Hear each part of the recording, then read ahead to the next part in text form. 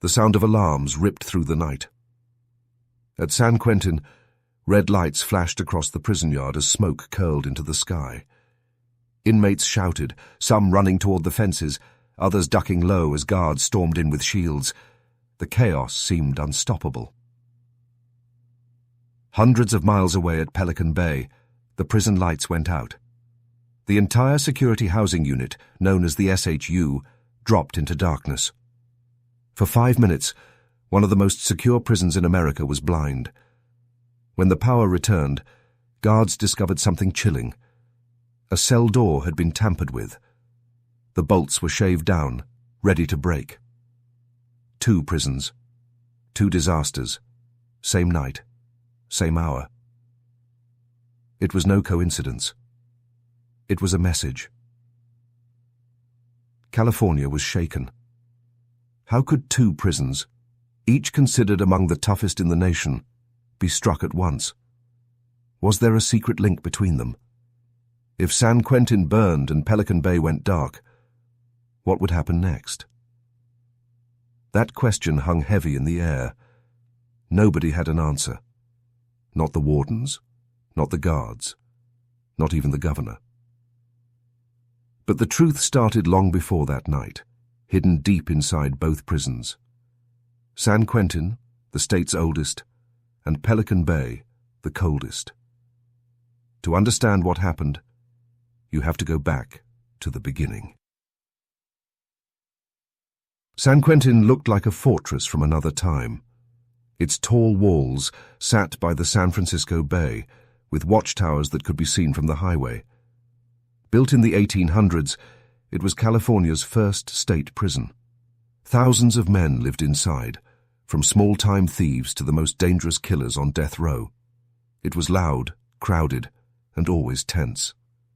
Gangs ruled the tiers, trading power with looks, whispers, and fights. Pelican Bay, on the other hand, was new. It was built in 1989 at the edge of Crescent City, near the Oregon border. Unlike San Quentin, it wasn't crowded. It was designed for silence. The prison's SHU kept men locked in windowless cells for more than 22 hours a day. They ate alone. They exercised alone. They lived in concrete boxes where even sunlight was rare. On paper, the 2 prisons could not be more different. San Quentin was chaos. Pelican Bay was control. But both shared the same truth. Gangs thrived inside. For years, investigators whispered about something called the link. It was said that powerful inmates from Pelican Bay gave orders that spread across the state, even reaching San Quentin. Most people didn't believe it. How could a man locked in a concrete cell with no phone, no visitors, no contact, still run anything? The answer came in small ways. Guards at San Quentin found scraps of paper written in code. They discovered notes hidden in shoes, letters tucked into library books, numbers scratched into the backs of trays. Each clue pointed north, to Pelican Bay. At first, the wardens thought it was just rumors. Inmates loved telling stories. But then came the first real sign. A San Quentin guard, doing a routine cell search, found a cell phone hidden inside a hollowed-out legal book. That wasn't unusual.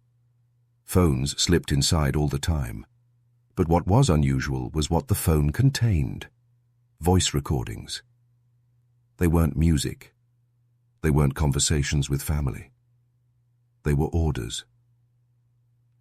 The voice on the recordings was calm and sharp. It spoke of times, dates and signals. It spoke of, when we rise together. And most important of all, it mentioned Pelican Bay by name. The discovery made San Quentin officials panic. They called Pelican Bay right away. "Do you have a leak?" they asked. Pelican Bay's warden denied it. "Our SHU is locked down. Impossible." But it wasn't impossible. It was happening. Over the weeks that followed, tension grew in both prisons. At San Quentin, 2 rival gangs suddenly stopped fighting in the yard. Normally, They would attack each other without hesitation, but now they moved in silence, as if waiting. Guards watched carefully. Something didn't feel right. At Pelican Bay, the SHU became quieter than ever. The men inside weren't shouting, weren't causing trouble. They were patient, too patient. Guards noticed faint tapping on the walls. Morse code. They couldn't understand it, but they knew it was communication. Then came the night of fire and darkness. At San Quentin, a fire broke out in the kitchen. Smoke filled the air. Guards rushed in with hoses, sirens blaring, inmates cheering in the confusion. At the exact same time, Pelican Bay's SHU went dark. A blackout. When the lights came back, a door was almost broken loose. It was the proof everyone feared. The link was real. California officials tried to explain it away. Maybe it was chance. Maybe the blackout was just bad timing. Maybe the fire was just inmate anger. But the truth was written across both prisons. Someone was pulling strings. The next day, wardens ordered lockdowns. Every inmate was searched. Every cell flipped upside down. At San Quentin, they found another phone. This one had a short video clip. The screen flickered, showing a tattooed man sitting cross-legged on a concrete floor. His voice was cold, calm. When the gate opens, the flood begins. Bay and Quentin, two heads of the same body. One cannot fall without the other. The video ended. The guards stared at each other. Who was this man? Was he in Pelican Bay? Was he in San Quentin? Nobody knew. But the message was clear. Pelican Bay and San Quentin were no longer separate. They were connected, working together like two sides of the same coin. For days, California buzzed with fear. Reporters shouted questions outside both prisons. Families of guards worried. Politicians promised answers but gave none. Everyone wanted to know. What was the plan? And then, just when the prison seemed to settle down, something happened that shocked everyone again. At Pelican Bay, during a night patrol, guards spotted an inmate standing oddly near the back wall of his cell. When officers dragged him out, they discovered a tunnel. A spoon had been used to dig through the concrete, hidden with cardboard painted grey. It wasn't finished, but it was real. Above the tunnel, scratched into the wall, was a single word. Quentin. The connection wasn't just rumour, it was written in stone. And that's when a new message was found at San Quentin. A folded note hidden in a cell door. It read, "Watch the yard at sundown." Sundown was only hours away. Guards at both prisons braced for what was coming. But what would happen when the sun went down? The sun began to sink over San Quentin, painting the bay waters gold. Outside the walls, traffic hummed along the freeway, people driving home without any clue of what was brewing inside. Inside the prison, though, guards were tense. Every officer had been warned, "Watch the yard at sundown." Inmates gathered in small groups, as if nothing was wrong. Some played basketball. Some walked slow laps around the fence. But the air felt different, too quiet. A sergeant stood on the watchtower, binoculars in hand. He could feel it coming, though he didn't know from where. At the same time, far to the north, Pelican Bay's yard was filling too. The prison had ordered an unusual late afternoon exercise time, trying to keep things normal after the tunnel discovery. Guards marched the inmates out into the cold air. Most were silent, shuffling with hands tucked into their prison blues. They looked calm, but their eyes told another story. 2 prisons, 2 yards, same sunset. At San Quentin, the first sign was small. A basketball rolled across the yard, stopping near a group of men sitting on the bench. One inmate picked it up, but instead of tossing it back, he slammed it hard against the ground 3 times. Thump, thump, thump, Across the Y, another group of inmates stood.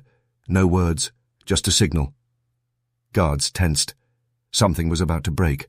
At Pelican Bay, the same thing happened. A group of men walked slowly in a circle. Then suddenly they stopped, turning in unison toward the watchtower. No shouts, no fights, just silence, and 100 eyes staring straight at the guards. The officers on duty froze.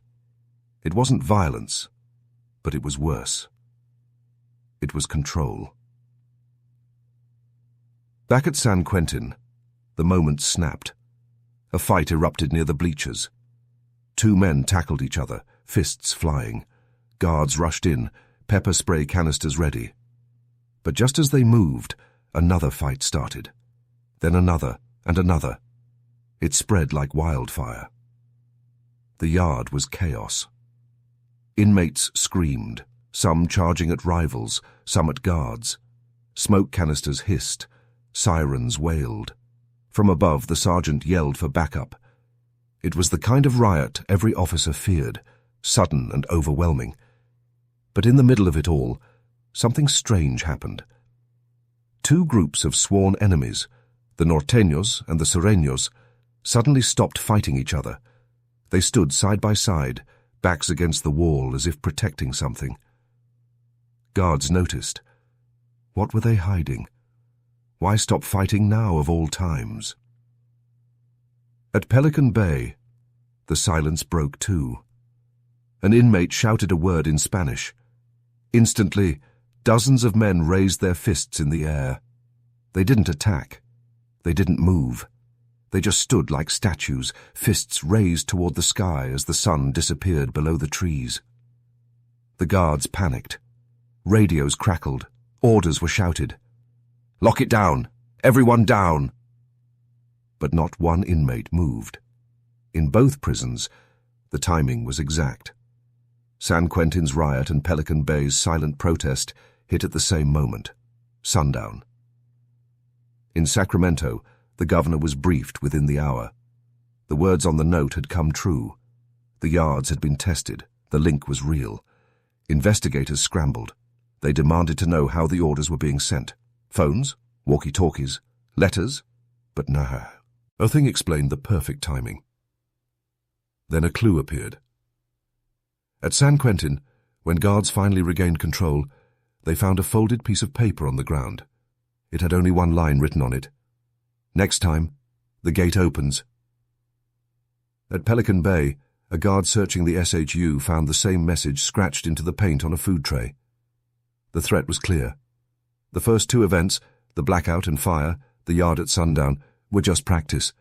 The next one would be real. For a few days, the prisons calmed. Inmates returned to routine, meals, lockdowns, yard time. The silence felt almost normal, but the guards knew better. It was the quiet before the storm. At San Quentin, officers whispered about who might be behind it. Some blamed the Mexican mafia, others pointed to lifers on death row, but none of them could explain how Pelican Bay was moving in sync. At Pelican Bay, the SHU was searched daily. Prisoners lost their property, their letters, even their tiny privileges. Still, the tapping on the walls continued. Still, the men stared at the guards with calm, patient eyes.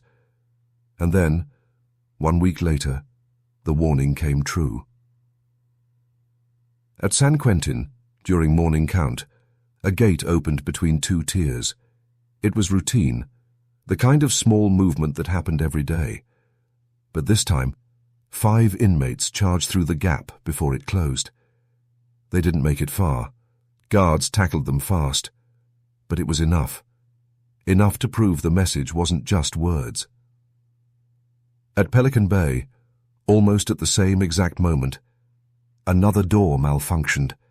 A steel gate in the SHU stuck halfway before slamming shut. Nobody escaped. Nobody even tried. But the timing was too perfect. The prisons were no longer reacting randomly. They were moving together. California's 2 toughest prisons weren't competing.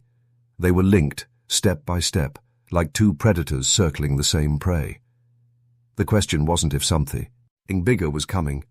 The question was when, and as the news broke that night, families of guards sat by their phones waiting for calls.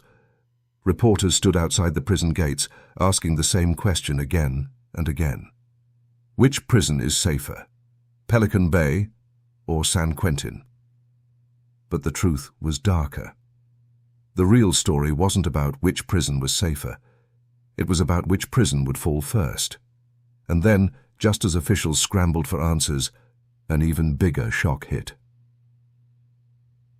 At San Quentin, a drone was spotted buzzing over the yard.